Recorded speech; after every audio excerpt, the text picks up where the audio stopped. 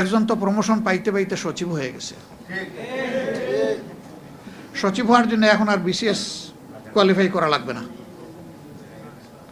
সচিব হওয়ার জন্য দলীয় একটা পদ থাকলেই হবে। সচিব হওয়ার জন্য আজগুবি কিছু কথাবার্তা, বয় বক্তব্য, অন্যদেরকে হেয় করে, ক্যারেক্টার অ্যাসাসিনেশন করে কিছু প্র্যাকটিস করলেই আর ধাপে ধাপে প্রথমে অ্যাসিস্ট্যান্ট কমিশনার, তারপরে আস্তে আস্তে ডেপুটি কমিশনার, এরপরে জয়েন্ট কমিশনার মানে secretary, joint secretary, additional secretary, secretary, এত কষ্ট করা লাগবে না। শর্ট কোর্স, মাত্র 3 মাস প্র্যাকটিস করলে হয়ে যাবে। মনে রাখবেন, দুধ কলা দিয়ে যদি কাল সাপ, একদিন সেই সাপের বলে আপনার জীবনও যেতে পারে। মনে রাখবেন, এরা কারো নয়। এরকম আচরণ যারা করে, যেই করুক, আমি কারো পার্টিকুলার নাম নিতে চাচ্ছি না, এরা আসলে মতলববাজ। এরা তাদের নিজের, এবং এরা সমাজকে ডুবায়, নিজেও ডুবে। বাংলা কিউআর, যেখানে নগদ পেমেন্ট সেখানে। সারা দেশে 10 লাখেরও বেশি মার্চেন্টে নগদে পেমেন্ট করুন খুব সহজে। আগের সরকারের একজন মন্ত্রী ছিলেন, তিনি কিছু বললেই মানুষ তার নামে বলতো, হাসাও কি জানি একটা বলতো। তা আপনারা তার রিপ্লেসমেন্ট দিচ্ছেন, সেইটা করছেন। এই বাংলাদেশ তো এটা দেখার জন্য এত রক্ত দেয়নি 24-এ। আমরা একটা অঙ্গীকার নিয়ে, জনগণের একটা আকাঙ্ক্ষাকে লালন করে আমরা বাঁচতে চাই। আমাদের অঙ্গীকার 24 আমরা বৃথা যেতে দেব না ইনশাআল্লাহ। জুলাইকে আমরা হারিয়ে যেতে দেব না ইনশাআল্লাহ। জুলাইকে সব কিছুর বিনিময়ে বাঁচিয়ে রাখবো। কারণ জুলাই এসেছে মূলত বৈষম্যকে মুগুরের আঘাত দেওয়ার জন্য। বৈষম্য আর চলবে না বাংলাদেশে। এখন যারা বৈষম্য করছেন সরকারে গিয়ে, মাসুল আপনাদেরকেই দিতে হবে। আমরা জানি রাজপথ আমাদের ঠিকানা, আসল ঠিকানা।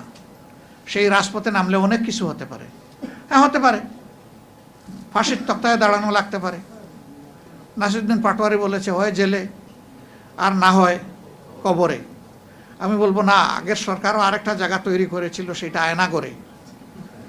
এরকম যত ঘর হোক, সকল ঘরকে ইনশাআল্লাহ আমরা কোনো পাত্তাই দেব না। আমরা অঙ্গীকারবদ্ধ, গণভোটের রায় বাস্তবায়ন হবে ইনশাআল্লাহ, বাংলাদেশে হবে। 96 সাল নিয়ে জামাতকে খুঁটা দেওয়া হয়, জামাতটা কি আওয়ামী লীগের সাথে জোট করেছে। তো সেই দিন জোটের একটা জবাব দিয়েছিলাম পার্লামেন্টের ভিতরে, আর বলেছি আগামীতে আল্লাহ তৌফিক দিলে বলবো। আজকে একটু বলি। 91 সালে পার্লামেন্ট গঠন হয়েছিল কিভাবে আপনারা জানেন? সরকার কিভাবে গঠন হয়েছিল? আমাদের সমর্থনের কারণে বিএনপি সেদিন সরকার গঠন করতে সক্ষম হয়েছিল। আমরা কোনো শর্ত দেই নাই যে আমাদেরকে 1-2 মন্ত্রী দেন, 5-7টা মহিলা এমপি দেন, এই ডিপার্টমেন্টের চেয়ারম্যান দেন, অমুক জায়গার ডিজি দেন, কোনো কিছু আমরা বলি নাই। আমরা চেয়েছিলাম একটা স্বৈরাচারী সরকার বিদায় নিয়েছে, বাংলাদেশটা রাজনীতির প্ল্যাটফর্মে ফিরে আসুক। আমরা চেয়েছিলাম জনগণের অভিপ্রায়ের আলোকে একটা সরকার পরিচালিত হোক। সরকার যখন গঠন হলো 94 সালে, অধ্যাপক গোলাম আজম সাহেব, তৎকালীন ভারপ্রাপ্ত আমির জনাব আব্বাস আলী খানের নেতৃত্বে 4 জন তার ঘনিষ্ঠ দায়িত্বশীলকে পাঠালেন তৎকালীন প্রধানমন্ত্রীর কাছে। মাননীয় প্রধানমন্ত্রী, দলীয় সরকারের অধীনে নির্বাচন যখন বাংলাদেশে হয়েছে, প্রমাণ হয়েছে যে মানুষ স্বস্তিতে ভোট দিতে পারে না। মানুষের ভোটের কোনো প্রয়োজন হয় না, রেজাল্ট আগে থেকেই তৈরি থাকে, শুধু প্রকাশের অপেক্ষায় থাকে। যদি এই ধরনের একটা নন পলিটিক্যাল, অরাজনৈতিক সরকারের অধীনে এবারকার নির্বাচনও না হতো, আপনি সরকার গঠন করতে পারতেন না। এটা প্রমাণ হয়েছে যে জনগণের ভোটের রায়ের প্রতিফলন পাওয়া গেছে। এইটাকে স্থায়ীভাবে সংবিধানের অংশ করুন। বিলটা সরকারি দলের পক্ষ থেকে আনুন, ক্রেডিটটা আপনারা নেন।